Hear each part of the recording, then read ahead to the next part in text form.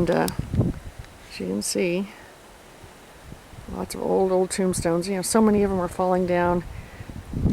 That huge bush there might be tombstones in there. The bushes have grown up so much around there. And, you know, there's just no money to... This would be very costly to take care of this stuff and to repair and fix some of the things.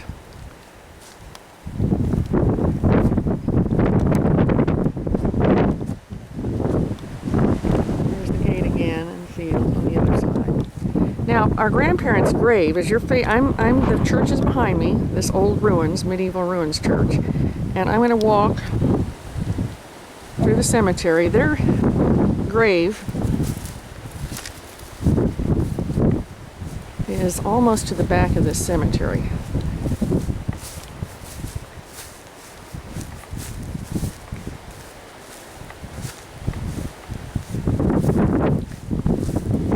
Keep walking through here.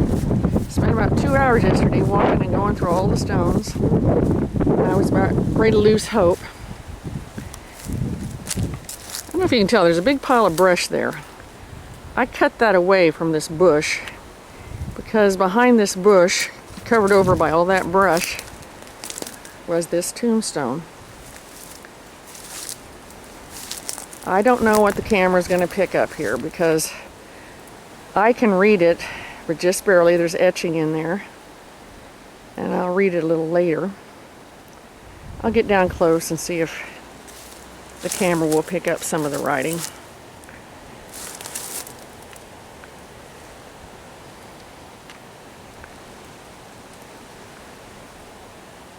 It does say that John McCoy died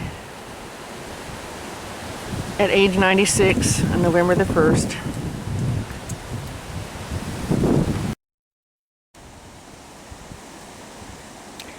I'm going to see about maybe hiring somebody in town here who does tombstone cleaning to see if maybe he can clean this off. I unfortunately will probably be long gone before I get to actually see this, unless somebody's kind enough to take a picture that lives here. I made friends with several people. There's a beautiful, it looks like a gorgeous etching. It looks like a pot or something. This is the top of the tombstone. It looks like a cross and some other etching below that, but I can't really tell what it is right now because of all this lichen.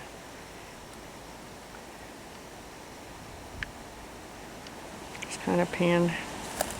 I can only get so far back because of this bush. This bush is right in my back right now. I cleared it away as much as I could. I took some still photographs of this too. I stepped back a little bit. This is you see that bush that's growing up there. I am going to be doing some storytelling just as a volunteer in the little Tagoat Catholic school that's attached to that church, or not attached to it, but they belong to that parish. The school is about a block down from the church. I'm going to walk past the tombstone, back around the bush, and head us up towards, or face where the old ruins are. We're at the back. This is the back of this.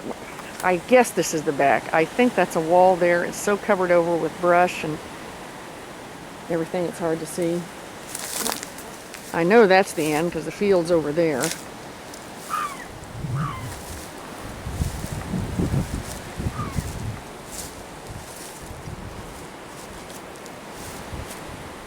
And that's the tombstone.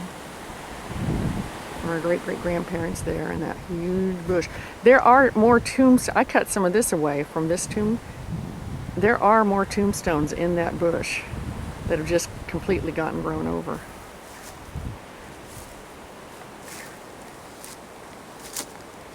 It's just an amazing spot. And I'm going to work my way up. We've got to go around a couple more bushes here to work our way back up to the head of the graveyard.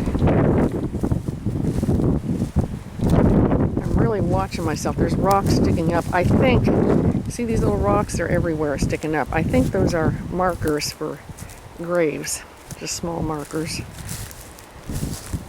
have to really be careful where you're stepping.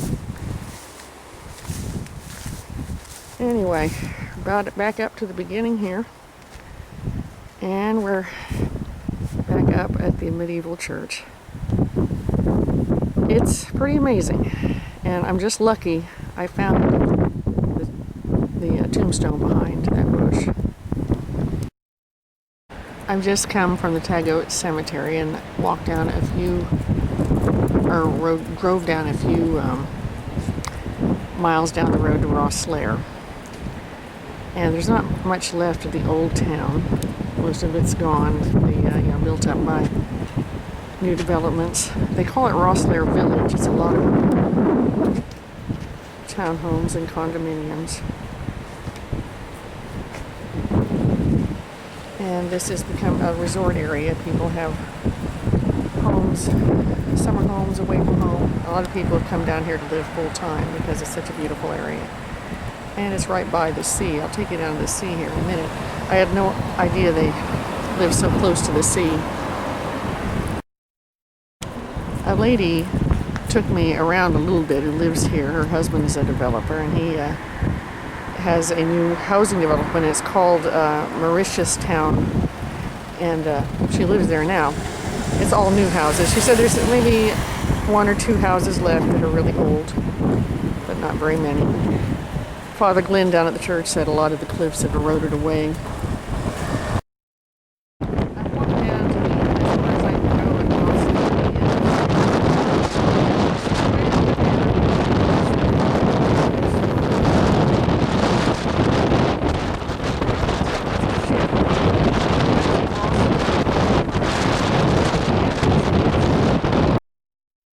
These are some of older looking homes in Rosslare. They look like they've had like a sun deck added on to them.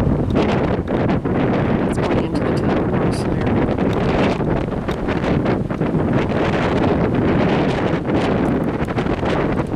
And the ocean on the other side. There's a beach all along there. People are walking. I mentioned how the palm trees are growing, but also there's these are yucca plants. They're gigantic. I mean, they're taller than I am. They're all along here. So this is an interesting climate down here.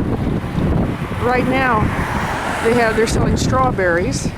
I'm seeing raspberries growing on the bushes. And a lot of the rose bushes are still in bloom. It's almost the middle of October.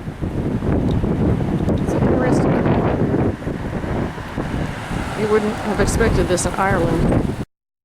I walked down here into the Strand, and look, this is called Rosslare Strand. Now, just look at the views.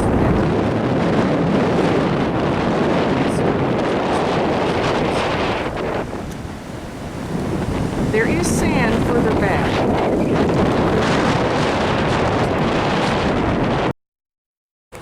Back here in Wexford Town, just checking out the payment for the library.